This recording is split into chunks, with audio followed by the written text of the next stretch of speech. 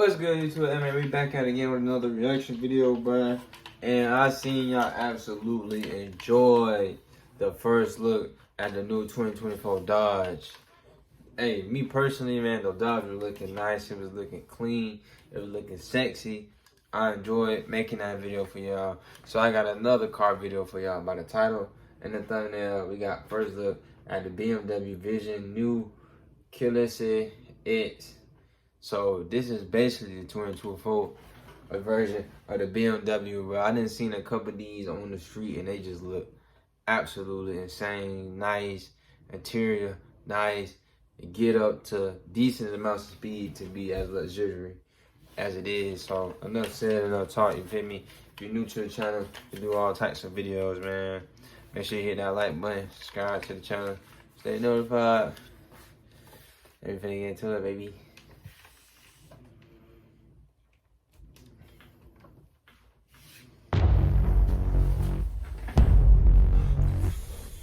This is the Vision Neue Klasse X, and it provides a big insight into one of the most important BMWs ever. Neue Klasse? Even with my dodgy German, I know it means new class. BMW experts will recognize the significance. Back in 1962, the original Neue Klasse 1500 was the car that saved BMW from near bankruptcy. It also set a template for BMW design that the Bavarians very skillfully evolved over the next 3 decades. Until they decided that polarizing opinion was much more fun. I mean, do you remember the Chris Bangle years? Before social media was even a thing, there was an online petition to get the poor guy fired. Unbelievable. BMW has lately given us the iX, the i7 and the XM. Bold and progressive to some, an offence to all things that are holy to others. Whatever your opinion, the Neue Klasse represents a massive reset. First, we had the saloon, and now we have this, the BMW Vision Neue Klasse X. Look at that front end. This is a confident, robust and very cleanly surfaced car. Forget the recent adventures in polarization. The shock value here is that the Vision X looks a lot like a BMW. A wholly modern one and rammed with new technology. This isn't just about a new design language though.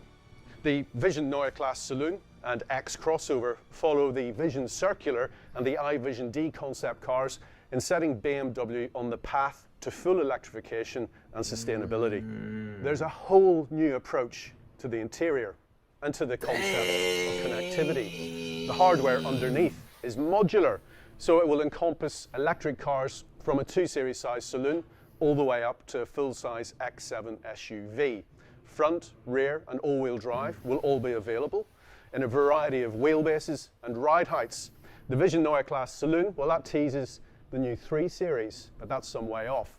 It's this, likely to be called the iX3, that will land in showrooms first. The Neue Klasse cars will use BMW's 6th generation lithium-ion batteries in 75, 90 and 105 kWh capacities. Range, thermal efficiency and charging times are all said to be around 30% improved on the current setup. The hardware uses less rare earth materials such as cobalt and features more recycled nickel. The Neue Klasse has also been designed from the beginning to use far more secondary materials and will itself be much easier to recycle.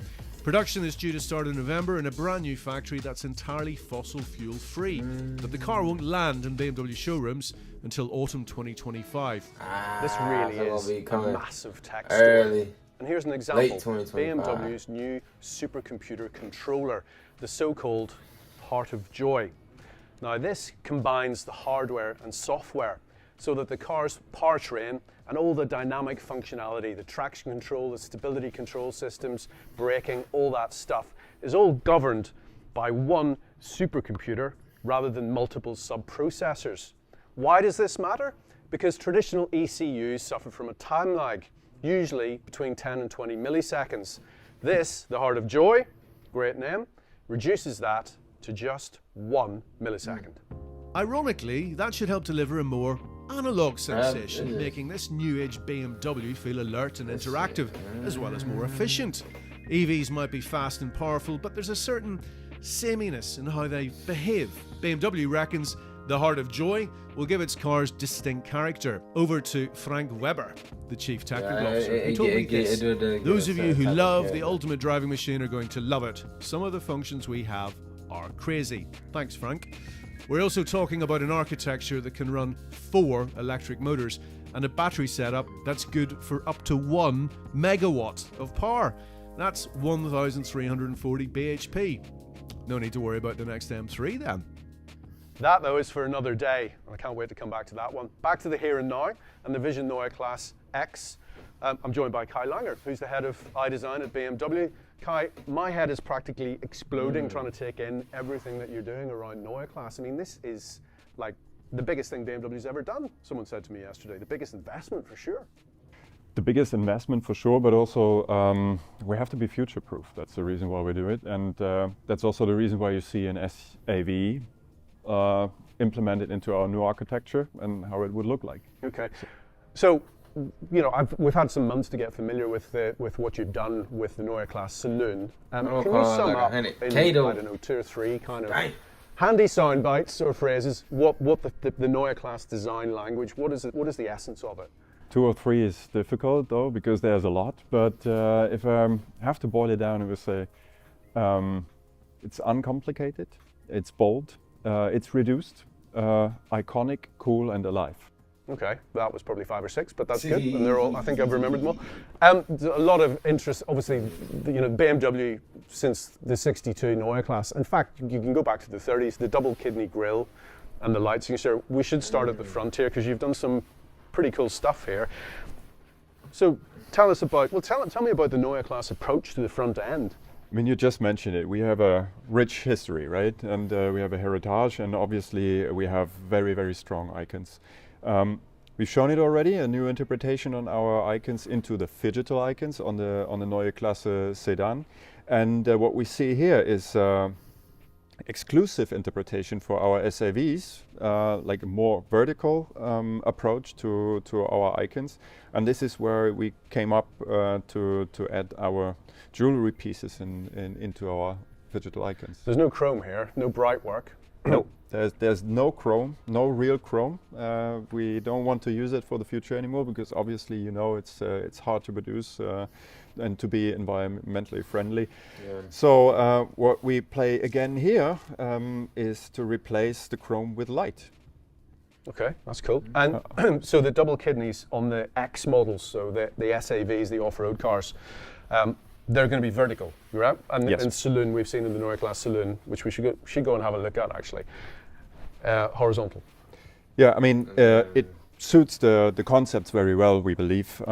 So we have a dynamic, agile sedan, which is like more on the horizontal side of the concept, right?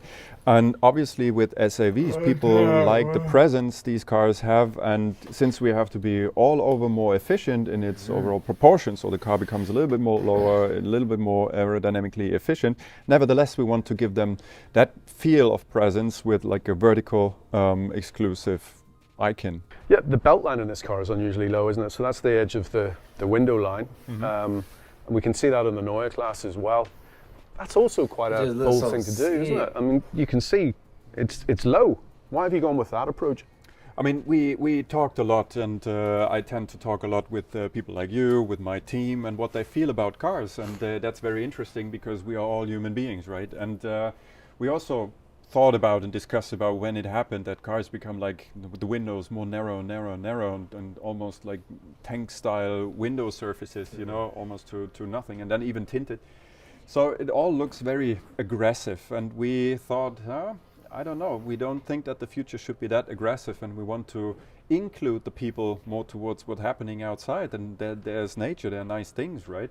And we want to get light into the car, so this is where we decided to try to drop down the belt line to create more window surfaces.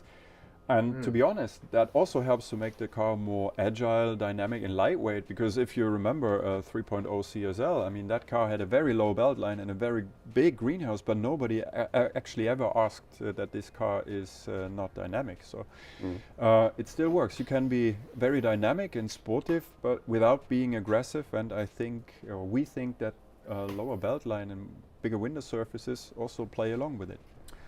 Shall we get into it and have a look inside? So Kai, there are 4 main pillars to the interior, if I remember correctly. Nice. New multifunction steering wheel, panoramic vision display there, the central screen here, and the head-up display. Yeah? Well, I don't know where we should start. I'll tell you one thing I've noticed straight away is it's, I mean, it's not actually a 4-spoke wheel, is it? But we have a spoke here at the top of the steering wheel as well, and of course, in a normal car, or conventionally, we need that space to read the instrument display. But not here, because it's up there. I mean, that's the stroke of genius, isn't it? Using this area of real estate inside the car to actually have what, like a spaceship at night, I bet. And yeah, you just said it. We're using what's already there. You need a windshield, and to us it was like just the next logical step to project all the informations into the windshield, because we obviously know it works very well with our head-up display. And why not using it over the whole windshield width? And that became our Vision panoramic display. And it works in the triangle of like the steering wheel and the right-hand spoke. You can direct it to the CID or directly towards the panoramic vision display. And yeah, we believe that's like a whole new functionality for our customers. Most of them do be way more practical. There's no iDrive controller. I'm old enough to have attended the launch of the E65-7 series when that was first shown, and the you know, some of the criticism and confusion that followed that. But of course, everybody adopted it after that. Everybody adopted it, and it worked very well. It also worked very well for us. So now you've got rid of it. Now we got rid of it, but we believe that what you get instead is no step backward. So instead, you get like more functionality, more of the high-tech functions integrated into way more intuitive interaction. Sure. So the functions that were done by the iDrive are now on this right-hand spar of the steering wheel, is that right? Couple of them, and then you can go towards the CID and the central display.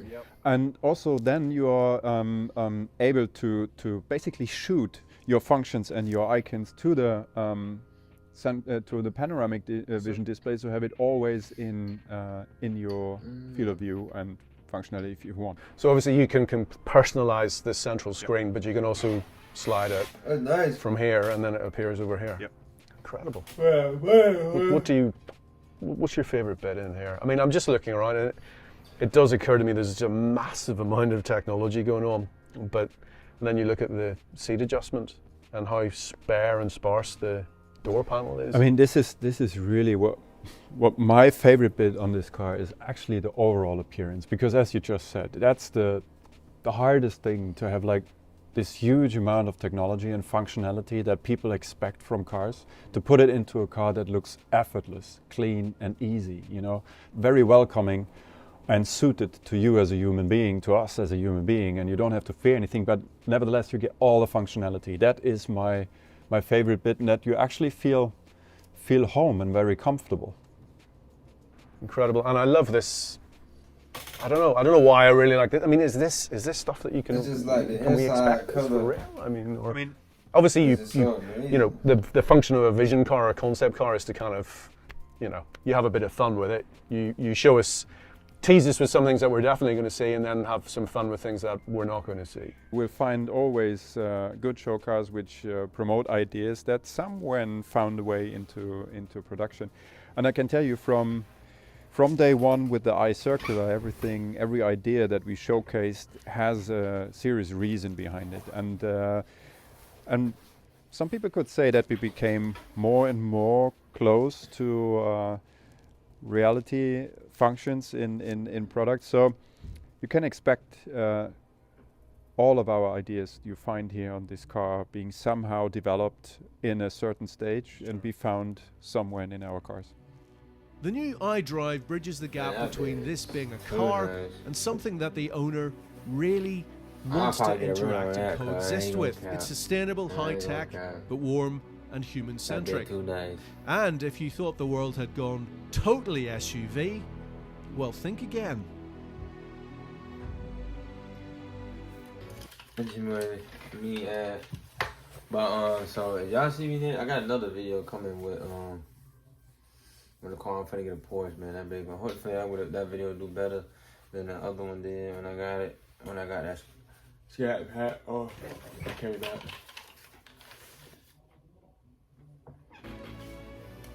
Well, look what we found. Yeah, look what's there, right? The Neue Klasse, and it's inescapably a saloon, which is a kind of, car archetype that we're being told is not important anymore. You've been told it's not important? No, I love it. I mean, I'm a saloon guy. I love saloons, but I'm quite old. Yeah, That's the okay. I'm happy to show you then that the future for sedan is not that yet. So this is actually what we believe in. I mean, this is where we started from, right? This is when we talk about the Neue Klasse, the old Neue Klasse in 1961. It started with a sedan. It started with a mid-size sedan and created its own segment basically for BMW and started all the success for BMW. So what was so important about that car design-wise for you? I mean, it brought it down to a point. You know, it was in a way simplistic and offered a lot of functionality down to the point. Like really, it didn't mess around with yeah, you can do this, you can this. It did a bold statement and was working very, very well for its purposes. So people obviously liked it, and that kept going. And obviously, we spread it over all our whole family, and we made a lot of products and portfolio out of it. Sure. So, and with this car, we actually talk about our heritage in that mid-size sedan and say like, okay, fans, people, customers, sedan is not dead and could also be brought into the future. Where a lot of people think that a sedan doesn't have a place anymore. We believe it does have. Nice. Okay, so this was the car that you first showed your hand, set out the new template for the design language going forward. What are the essential aspects on the Neue Klasse Saloon that we should be looking at? I mean, we thought it makes sense to start again where we just base our success from with the Neue Klasse. And when we call it Neue Klasse, obviously it should have been a sedan. And again, we thought about like, okay, let's bring it down to the essence of BMW. So what is like a true to the bone DNA BMW? And obviously you find it within this car. It has like a very well balanced overall proportion. It again has like a low belt line. It looks agile, very dynamic, but without being aggressive. So I mean, I remember when I first saw it, it was the positioning of the rear right at the top. That was controversial, right? Yeah. That we knew that this would be like the thing, but we believe that it makes sense, you know, to include it. And I mean, I still believe that's the right move because it continues like and follows the overall sculpture and form and then logic, and then creating the function there in a part which is obviously way easier to manufacture in that precision than steel or like aluminum. A lot of clever stuff going on inside as well. I mean, some of it is LEDs and some of it is magic. Smoke and mirrors without the smoke. And just to sum up, the sort of the essence of the Neue Klasse as seen in this car and in the Vision X, these are ideas, concepts, approaches that you can then apply across the board to the whole range. That's the plan, of course. I mean, we. But I'm gonna end it right there, man. And, yeah, bro, the BMW, it look nice. If it hit it like he said, autumn 2025 or like late 2024. When that jump hit the Toro, but I'm confident. I gotta see how it is, bro. I mean, I don't even like BMW, but I mean, I don't got no problem with BMW, but I just been a Mercedes type of guy. Yeah, that's it for today's video. And I'll see y'all on the next one. Peace.